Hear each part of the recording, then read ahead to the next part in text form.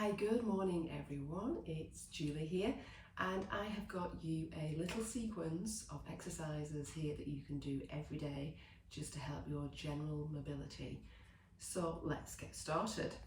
Come to an all four position. The hands just slightly in front of the shoulders, knees underneath the hips. We're going to start with some cat-cows. So I want you to breathe out, and as you breathe out, pull the belly button to the spine, push through the hands, take the gaze to the knees and really pull the belly up to the spine, arching the back. As you breathe in, you're going to let the belly drop towards the floor, the tailbone comes to the sky and the head looks forward. We keep the arms straight, we don't bend at the elbows. Let's breathe out. Bring the belly button to the spine.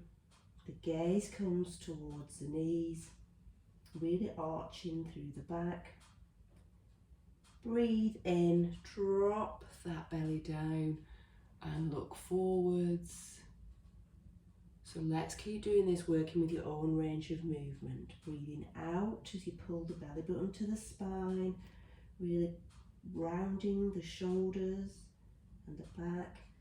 Breathing in as we bring that belly to the floor, push the tailbone to the sky and look forward. So this is really good for the spine and for your mobility because it works all of the vertebrae in the spine.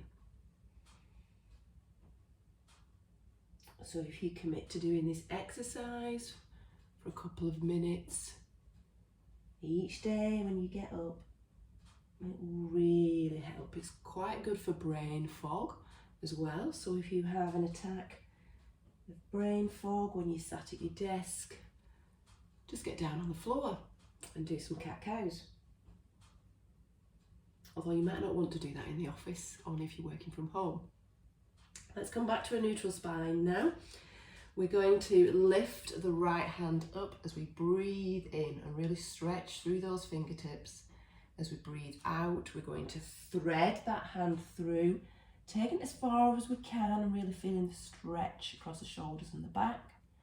Breathing in, stretch up and breathe out as we thread through. So let's take a couple more of these. This is really good for your shoulders and spine mobility too. Stretching up and stretching through. So one more time. And this time we're going to bring the back of the arm, the shoulder and the head to the floor.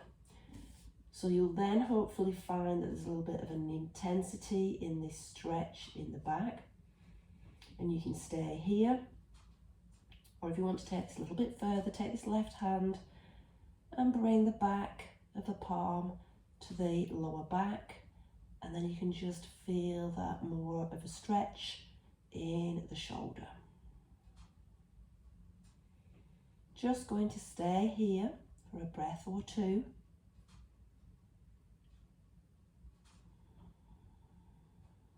And then let's bring the left hand back to the floor, plant that down, use that hand to push ourselves back up, bringing the right fingertips to the right shoulder and just taking some lovely shoulder rotations. And then let's replace that hand down. We're going to repeat that on the other side. So let's lift this left hand up, really stretching through those fingertips as we breathe in and as we breathe out, threading through and really reaching through with the hand. Breathing in, stretching up and breathing out and threading through. And if you're tighter on this side, you might feel a different sensation in the shoulder and the upper back. I know this is my tighter side. I'm struggling with the shoulder and I can feel it when I thread the hand through. Again, this is really good for your shoulders, really good for the back. And just take it within your own range of movement to whatever feels comfortable for you. This time, we're going to bring the back of the hand, the back of the palm, side of the head, down to the floor. So this might be where you stay with the hand on the floor from the balance, feeling this lovely stretch. Or you might decide to take this right hand to the lower back, opening up the shoulder and just feeling that stretch intensify a little bit. Just stay here for a couple of breaths.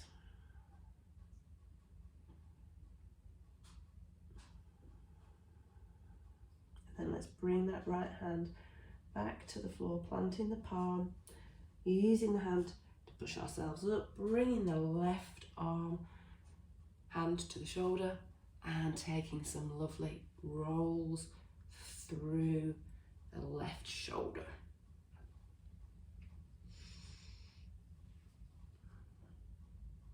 And then let's place the hand back on the floor, and this time we're going to take some hip circles.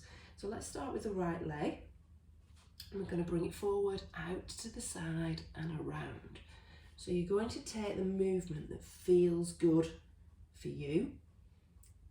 It might only be a small movement, or it might be quite a large movement, but this will get into the whole ball and socket of your hip joint, and it's something that we don't usually move to its full range of movement every day, and it is really important that we keep this moving. So let's change directions and go in the other direction, seeing how it feels this way. Trying to keep the pelvis level and stable. So you don't want to be bending over to one side. You want to be trying to keep that pelvis as level as you can. So let's try that on the other side, seeing how it feels on the left leg. Again, work within your own range of movement here, whatever feels good for you. Just take the head so that you're looking to the end of the mat, so that you're not looking down. You've got the neck in nice alignment. And let's change direction. And again, think about your pelvis, trying to keep even weight in both hands and the pelvis stable whilst you're doing this. You don't want to be bending over to one side if you can help it.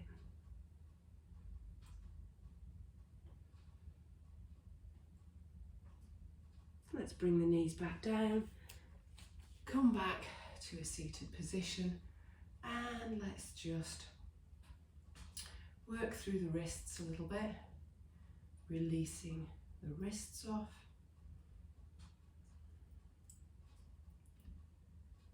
Pushing the hands forwards, breathing in as we bring the arms round. Let's do that one more time. Push the hands forward, breath in. The gaze follows the hands as they come around. Bringing the hands to heart center. Namaste. I hope you liked today's practice. It's something that you can do for a few minutes every day.